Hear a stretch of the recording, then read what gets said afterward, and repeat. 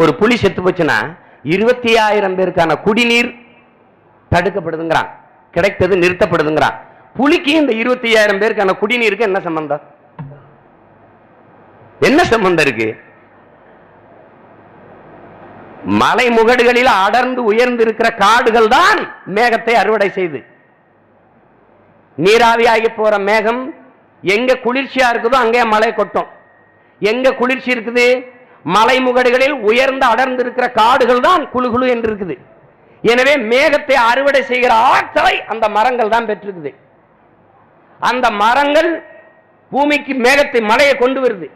உடனே உருண்டு கீழே வரவிடாம தடுப்பது சோலை காடுகள், புற்கள் அப்படி நிறுத்திக்கிறது, தன் உணவு தேவைக்கு தேக்கி வச்சுக்கிறது தடுப்பணை போல.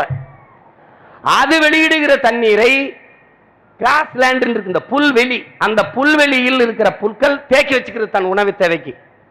அந்த புற்களை மான்கள் தன் உணவுக்காக தின்றுது. மான்கள் தன் உணவுக்காக புற்களை தின்றால் அந்த இடத்துல நீர்த்தேக்கம் குறையுது. மான்கள் புல்லை திங்க விடாமல் மானை புலி வேட்டையாடி தின்றால் அங்க நீர் நின்றுது. அப்ப ஒரு புலி 20,000 பேருக்கான தண்ணீரை பாதுகாக்குது என்பதை நாம் புரிஞ்சுக்கணும். இந்த உயிரியல் உண்மையை நாம் கற்கணும்.